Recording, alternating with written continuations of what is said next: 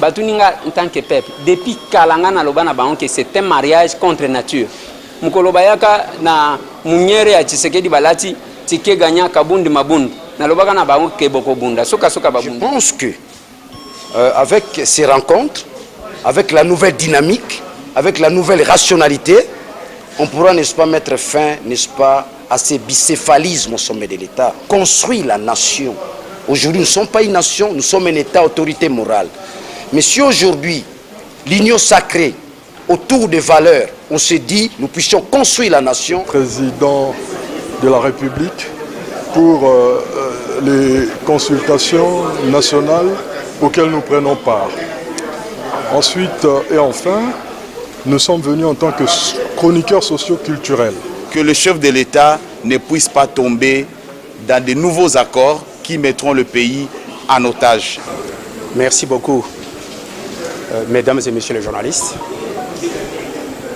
Le président de la République, chef de l'État, m'a fait un grand honneur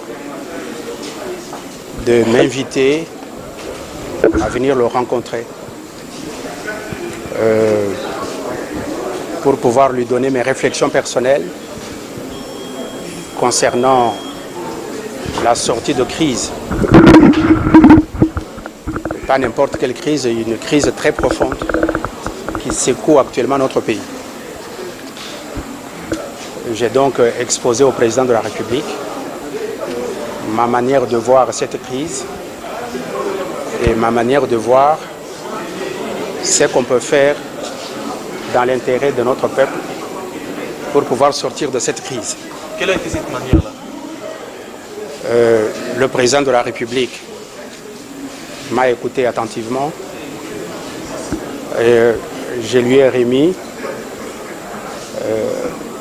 un petit mémo que j'avais préparé à son attention pour résumer mes vues, comme je viens de l'indiquer, concernant cette crise grave que notre pays traverse et ce qu'il faudrait faire pour en sortir. Mais vous me posez la question de savoir, mais qu'est-ce que j'ai dit exactement au président de la République? Vous comprenez que par respect et par déférence pour le président de la République, la déontologie de matière m'interdit de pouvoir révéler au public ce que j'ai dit au président de la République. Bon, c'est un problème de déontologie et de rigueur. Alors, vous êtes pour ou contre le maintien de la coalition KHFCC? Donc, si je dois répondre à cette question, ça signifie que je dois vous parler, vous dire quelques mots sur ce que j'ai dit au président de la République. Mais je pourrais répondre à cette question dans d'autres circonstances. Si vous m'invitez dans vos rédactions... Quel est votre point de vue par rapport à l'idée de l'union sacrée pour la nation? Oui, en ce qui concerne l'union sacrée pour la nation, que le président de la République envisage de mettre en place, je suis un chaud partisan de cette grande idée du président de la République. Si un jour cette union sacrée arrivait à voir le jour, je n'hésiterai pas à pouvoir en être un membre. Merci. Tu peux y aller. Voilà, je disais, vous venez d'être consulté par le président de la République. Ouais. Non, d'abord, je vous remercie pour la question. Nous sommes une délégation du caucus des élus nationaux de la ville de Kinshasa. Nous avons répondu à l'invitation du président de la République de se faire consulter parce que nous avons pensé que c'était une bonne chose pour notre nation. Nous avons échangé avec le président de la République. Malheureusement, nous ne pouvons pas divulguer le contenu de nos messages ou de nos échanges avec le président de la République devant la presse. Nous vous remercions. Merci. Vous avez été pour ou contre le maintien de la coalition KHFCC? Non, ça nous avons réservé au président de la République. Merci beaucoup. Nous ne pouvons pas livrer ça à la presse. Merci. Au revoir. Au revoir.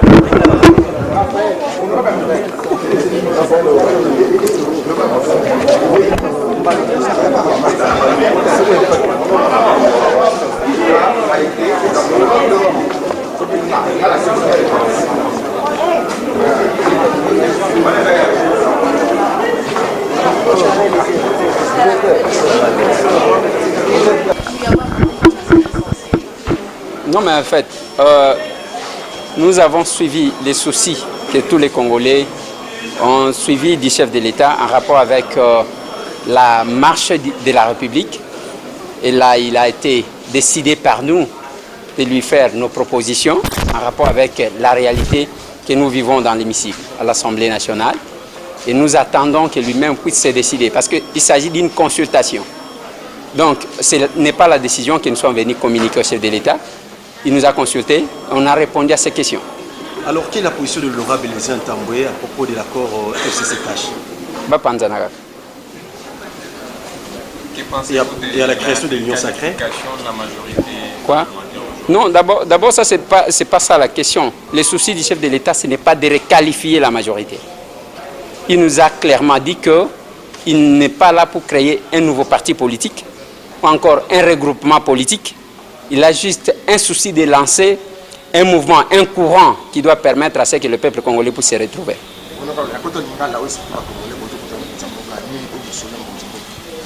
Mokonzi ya mboka aza na souci moko alobi depuis basalaki coalition oyo ezali kosalema to libala ezali kotambola malamu te 2 ans ekei na mai. Alors pour ça na ezali ya kosala parti politique te, pour ça na ezali ya kosala regroupement politique te, pour ça na ezali kosala courant mususu de pensée ya ba congolais o balingi mboka na bango pour que bakoka ko servir mboka na bango. Mais ngai soki batuni ngai en tant que peuple, je n'engage pas les coquilles na nyonso wana nazoloba en tant que monsieur Tambo. Batuni ngai en tant que peuple, depuis kalanga na loba na bango que c'est un mariage contre nature. Mukolo bayaka na munyere ya Tshisekedi balati tike ganya kabundi mabundi. Na lobaka na bango ke boko bunda soka babunditi. Merci beaucoup. Merci. Je voulais souligner un élément fondamental. Nous venons d'être reçus par le président de la République, mais au-delà des députés, ça faut être reçu à huis clos. Je suis resté avec le président pendant 6 minutes, nous deux seulement. Qu'est-ce que vous avez dit? Ce que nous sommes dit, la primaire doit être réservée, n'est-ce pas, à l'ensemble du peuple congolais. Attendez le jour où le président va communiquer, n'est-ce pas, à la nation. Honorable,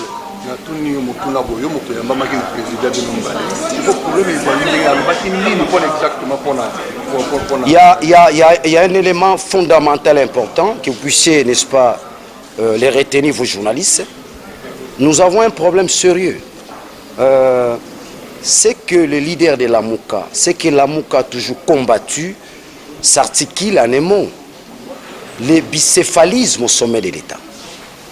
Et je pense que avec ces rencontres, avec la nouvelle dynamique, avec la nouvelle rationalité, on pourra, n'est-ce pas, mettre fin, n'est-ce pas, à ces bicéphalismes au sommet de l'État.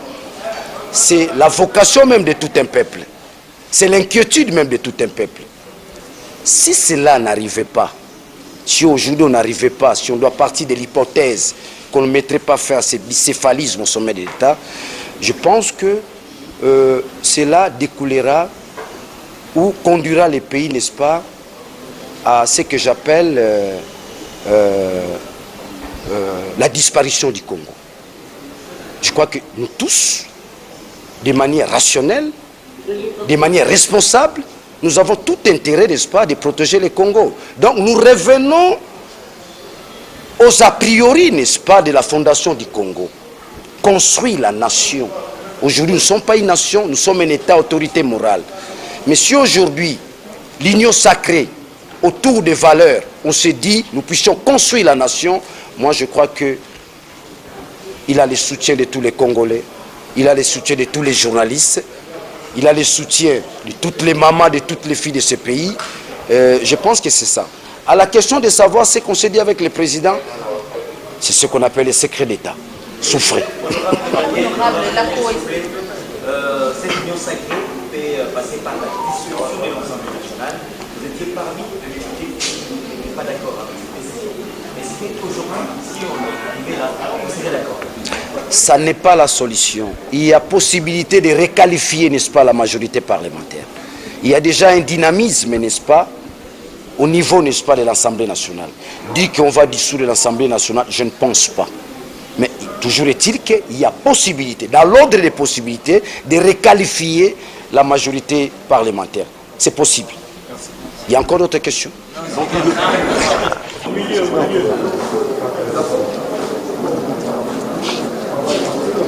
Attendez les autres, non? C'est bon? Attendez les autres. Ça, c'est nous qui nous coordonnons ici. C'est bon. Alors, vous venez d'être consulté par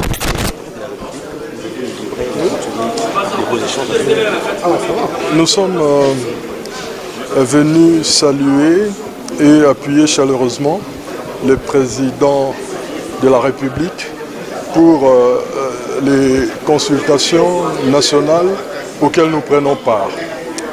Ensuite et enfin, nous sommes venus en tant que chroniqueurs socio-culturels pour le sensibiliser sur l'importance et l'utilité de notre culture pour l'image de notre pays.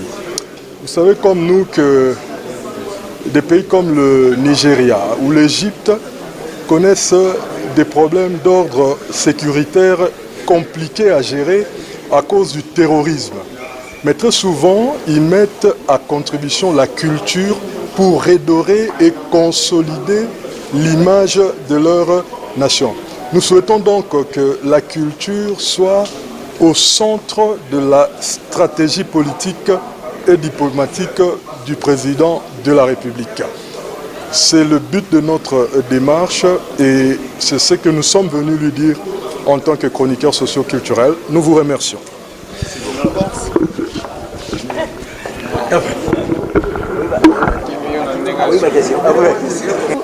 Nous sommes l'AMCC et surtout les départements des femmes. Nous avons pris la parole au nom des femmes et notre message c'est la maman est là pour donner la vie. Pour nous, les conseils ou les messages qu'on a donnés au chef c'est de procurer la vie pour notre nation. Et comment c'est au nom de l'amour et au nom du pardon, ça peut nous faire avancer.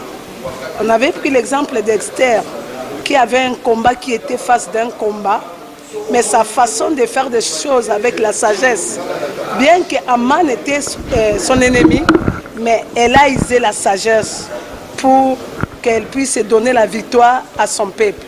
Je crois que c'est cette sagesse-là que nous avons demandé au chef. Nous ne voulons pas la division, nous ne voulons pas la séparation, mais un peuple uni. Mais les démons n'auront pas de place là où il y a l'amour. Na biso ba mama ya AMCC tozalaki na mokonzi na biso papa Patrice na département ba mama. Tolobi ke tozalaki na pesa ka bon moyo to yepona ko pesa 100% vraiment to coach à 80% déjà il y a un manque de moyens façon à vivre de transmettre un message et puis de s'aider il y a douane na biso akitsango ko biloko vraiment et ya na facilité et après tozalaki pe na motema ya kosunga ye na ko ya sali lokola gratuité tozalaki fondation inene mpona kokende kosunga pe bandeko mosusu na mosika malgré ezalaki na bakalme mikanda kotransmettre message nyonso te na ndenge toti tobandi kobima na province ebele appuyer chef de l'état toyebisi mpe lumière na ténèbre ekozala bisika moko te azwa vraiment décision azonga te akende liboso parce que Nzambe pa yebisaki Gédéon va avec la force que tu as biso peut te encourager akende Nzambe apambola bino. Merci. Merci. Voilà, pour ceux qui aimeraient avoir du neuf, nous sommes venus représenter une partie de la diaspora congolaise au sein de notre regroupement, la Convention des Congolais de l'étranger. Nous avons effectué ce voyage pour venir dire au chef de l'État que quand la bataille est dure, c'est à ce moment-là que les durs s'engagent. Et il est parmi les durs, il a derrière lui toute la population congolaise qu'il a vue à l'œuvre et qui connaît la bonne volonté dont il a fait montre pour ressortir notre pays du bourbier où il a été plongé. Il n'est pas normal qu'il continue avec une coalition qui a pour seul objectif de lui faire perdre le temps et de le tourner contre le peuple congolais. Voilà pourquoi nous sommes venus dire haut et fort au chef de l'État, la diaspora congolaise consciente, la Convention des Congolais de l'étranger et tous ceux qui sont épris de bon sens et de paix sont derrière lui et toutes les décisions qu'il prendra pourront être soutenues par le peuple parce que, comme a dit Etienne Tshisekedi, le peuple d'abord. Voilà pourquoi nous sommes là. Nous avons effectué ce long voyage pour porter notre voix à la voix de toute notre population à qui nous disons il faut tenir bon au combat parce que le Congo, nous sommes un grand peuple et nous sommes promis à un grand destin à condition que nous puissions nous mettre debout dans ce que le chef de l'État lui-même a appelé l'union sacrée. Et c'est cette union qui va sceller le sort du peuple congolais. Pour toute la presse du monde entier, nous vous disons merci. Merci.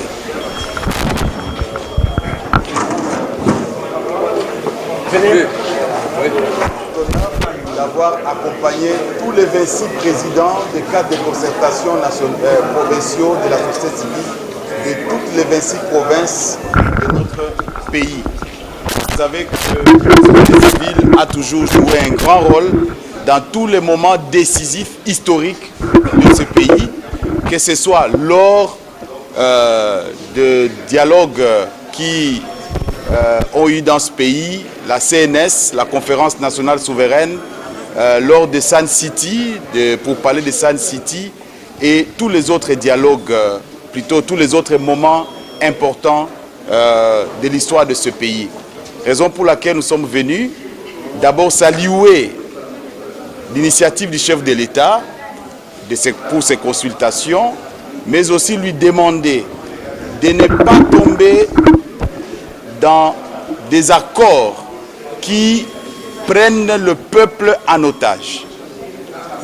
Et que malgré tout ce qui a été fait et tout ce qui sera fait par la suite, que même dans l'union sacrée qui sera mise en place, que le chef de l'État ne puisse pas tomber dans de nouveaux accords qui mettront le pays en otage. Nous avons également échangé avec le chef de l'État sur la situation d'instabilité dans certaines provinces de notre pays et nous lui avons rassuré de tout notre accompagnement pour la suite de ces consultations et les décisions qui seront prises pour la suite.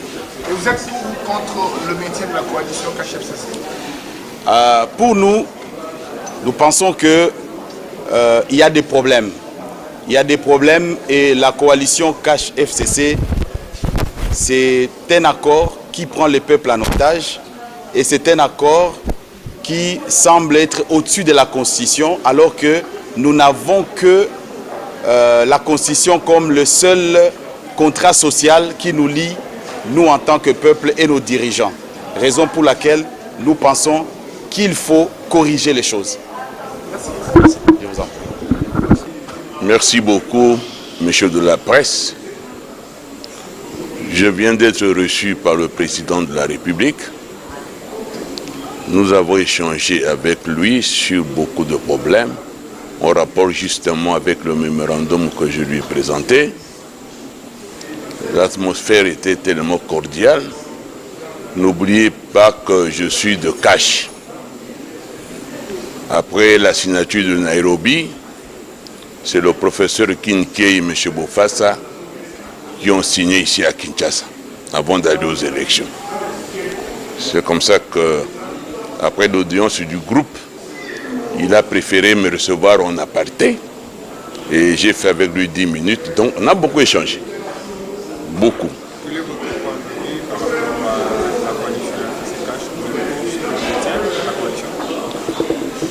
Je ne peux pas vous dire que je maintiens la coalition, mais il y a un constat, c'est que la coalition FCC-CACH n'a pas produit des résultats escomptés.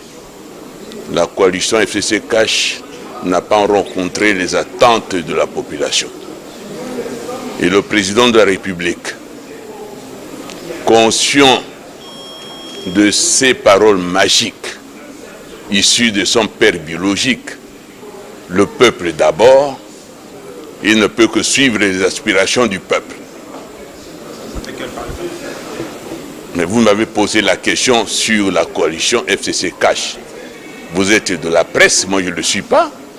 C'est vous qui circulez à travers la population à la cité. C'est vous qui avez des représentants à l'intérieur du pays.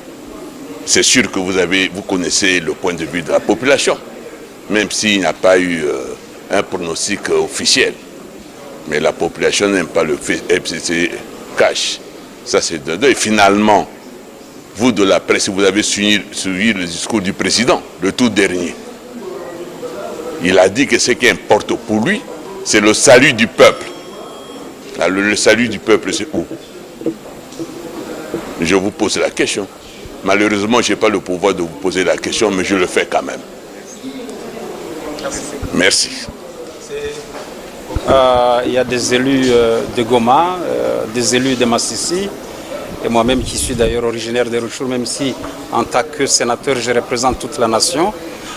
Nous avons donc échangé avec son Excellence, Monsieur le Président de la République, non seulement au sujet de l'Union sacrée pour la nation que nous soutenons entièrement, mais également de problèmes spécifiques qui concernent la province du Nord Kivu et qu'il faut rencontrer justement pour consolider l'Union sacrée pour la nation tant voulue par le peuple.